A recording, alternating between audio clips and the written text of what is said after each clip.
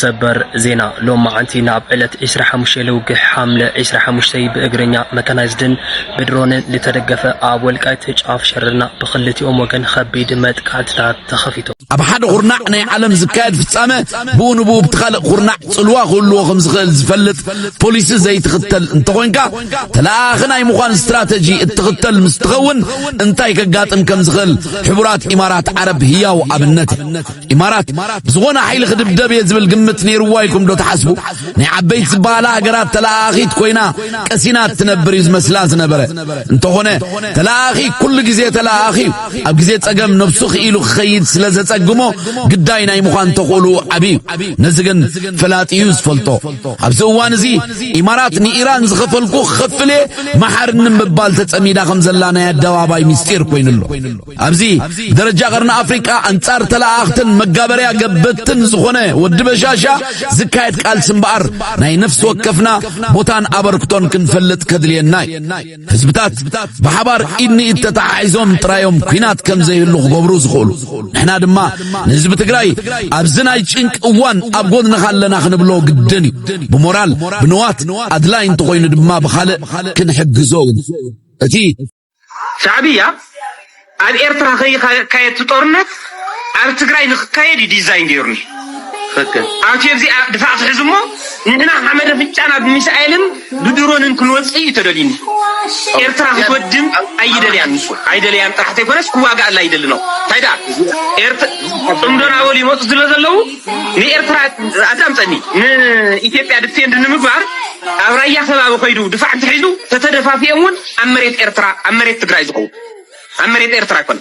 ስለዚ እዚ ቀጥታ ተገድ ኢንዳይሬክት ለኸይኑ ጉዳይ ቀጥታ ተገዳእት ንኾን ኢና ዝብል ዘለና ቀጥታሲ ትጦርነት ኣባና ይኹን ተጸሚድና ንብልጽግና ኖን ወለሞ ትጦርነት ኣብዚ ጎሮ ሻዕብያው ንፍቀደለው እዚ ድፋዕ ሚሳኤል ኣብዚ ክተክል ኢና ንብል እዚ ከዓ ኖ ይባል ዘሎ ኣነ ክመልሰካ ናፍተን ሓሙሽተ ነጥብታት ተመዛበልቲ ምምላስ ዛዕታ بملا حزب تግራይ ኣውጽሕለይ ሎማዓንቲ ክበጽሕ ኣለዎ ናብ ኩሉ ዘለውና ህዝብ ትግራይ ብሙሉኡ ማለት እዩ ምኽንያቱ ኔትወርክ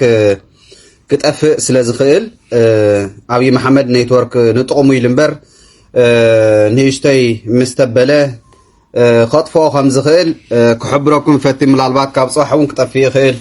ኣይፍለጥን ስለዚ ኩሉ ትግራዋይ ክሰምዖ ኣለዎ እዚ ማለት እዩ بحافشا نحنا كم تجارو أبي محمد خجورة زخيل بدرون يكون بخالق مسارياتات غيرو تقيمو أب حزبي أب سبيل زخانة محبرسة كم تقدم حيز جورة نبرة دبداب خكايد سلزخيل كلها أب استعك كتكبي بالكان أب زخانة يكون مخنياتو تنقع بزتخالة كمتن تنقع ختجبر لك حزبي إلى حتى كله መንግስትና ዝብሎ ዘለውን ብንቕሓት ማለት እዩ ባንዳታት ተጋሩ ናይ አብይ ተጋሩ ኮይኖም ብገንዘብ ተደሊሎም ገንዘብ ናይ ገዛ ኽራይ ናተኸፈሎም ኣብ ውሽጢ ትግራይ ኮይኖም ይሰርሑ ስለ ዘለው ነዚኦም ብኽትትል ጣቢኦምን ካሊኦምን ከሓተትኩም ኣብ ዝኾነ ይኹን በብጎደንኡ ኣብ ህዝቢ ትግራይ በዓሉ ቲ ዝመረጾ ኣኡ በብጎድናኹም ክትጣየቁ ክትሓተቱ መን ምዃኑ ክትጣየቁ ኣለኩም ኢለ ይሓስብ ኣነ ማለት እዩ መንግስትና እንኮም ዓይነት መደብ ስለ ዘውረደ ማለት እዩ ስለዚ ናብ ኩሉ ትግራዋይ ኣብጽሕዎ ሸር ናገበርኩም ናብ ኩሉ ትግራዋይ ክወጽሕ ከም ዘለዎ ማለት እዩ ንሕና ተጋሩ ክንዕወት ከም ምዃንና 100% ኮይነ ክነግረኩም ማለት እዩ ድሕሪ 3 ሰሙን 4 ሰሙን ካብ ጀምሮ ብቆቦ بملو بكباب تجاريات بملو كم زي عيلينيو كبت مساريات وني تكوسلو كساب حزقين كاب منجس تجاري استوها ملاش سلازيله كساب ملاش سوها وخساب بعضهم من سمعه نحنا تنقاقا خنجبر كم حزبي زخون يخون من قسقاس جبر وطات منسي من قسقاس تجبر زلخا منسي كعا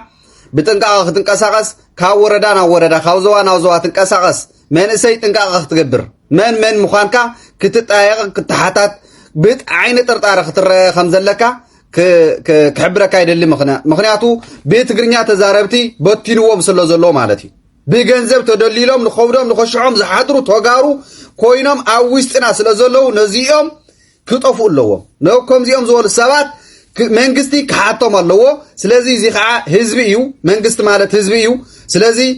እዚ ኩላኻ ጥንቃቃ ጌርካ ተበገስ በቃ تبقس باندا يدفع بحلفي كمزي نعاقا مسيل زقرب عشوخ داندير كمزي عن السبات بحقن كحطوتو سلوزلوهم كلها تنقاقا قبر هزو تقراي تسعر تقراي تعوت بقى كنعوتينا اب حصير غزي مالتي عوتنا حصير مريرني كم تناي قدم يكون نوح المرين بال حجي حصير مريرني زبت هزباوي صنتت 4 ساعات عندي 35 لا جو لا جا تقع هوني جاي فترة عفنا بلالي ودني هو وديني يا ثلاثة غنى عفنا بلقى تقع ودني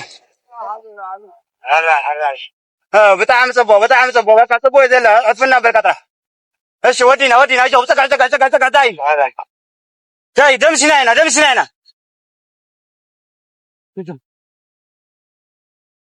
هب دعي زلغة اجو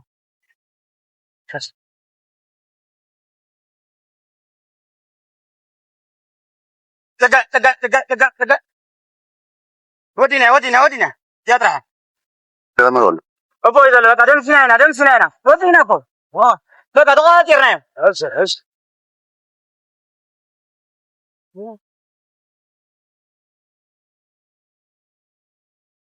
تغادرنا بدا تغادرنا بقى تقع ونك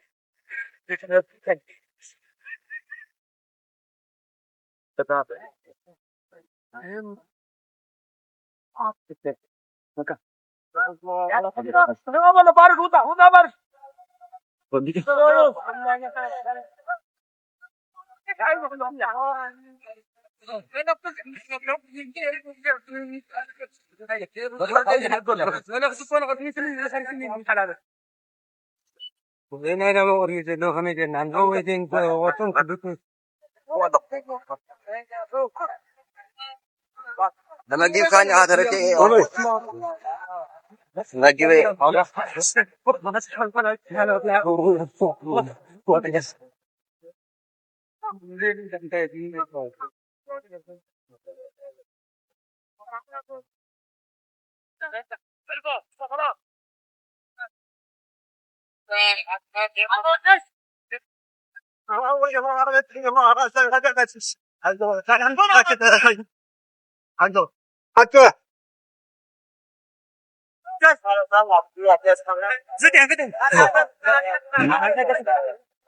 هجا تعمل